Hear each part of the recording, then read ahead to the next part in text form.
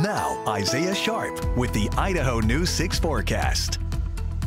A quick note on those quagga mussels. It is good that this is happening at the tail end of summer. Cooler water and less flow going through the Snake River is definitely going to help with the cause, because if this happened earlier this year with the warmer water and then more flows happening, it could have made things a lot more challenging to stop those mussels. We want to see them out of Idaho. 81 the current temperature, fairly warm. We had a toasty day today. Temperature is going to be returning to somewhat regular, but the 90s will be back heading into this weekend. We can see that high pressure ridge has made its way far off to the east, and this system right here, from what we saw last week, you'd think this would bring in some rain. Unfortunately, it's going to be missing us to the north, not bringing in too much activity precipitation wise, and those temperatures are going to continue to rain into the warmer category as that high pressure ridge kind of bounces around but stays over the four corner states. And then we got another ridge that's going to come in, bringing even some more warmer temperatures.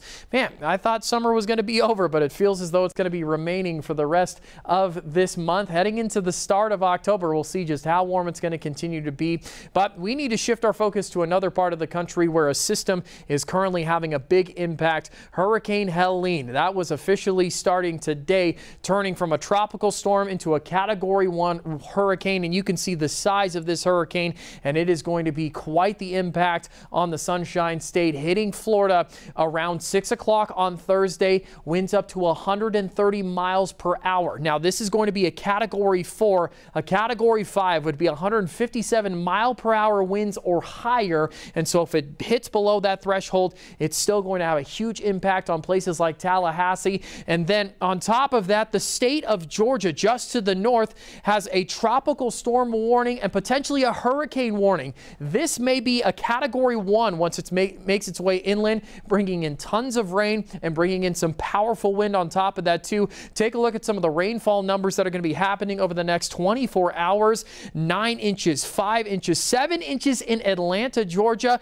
Some of these white areas potentially into the 14-inch range. Fairly impressive to see how powerful and how much rain this hurricane is going to be bringing in inland as it starts to strengthen heading into tomorrow. We'll keep an eye on that heading into tomorrow. Let's bring it back to the Gem State, because today did not feel like a fall day. It certainly felt like summer with some of these temperatures. 94 in Boise, 91 down in Twin Falls, 81 in the mountain ranges over in Ketchum. Going into tomorrow, though, a nice drop in temperatures. What we need to see as fall starts to ring in true. 81 expected in Boise, 80 in Twin Falls, 73 in Ketchum.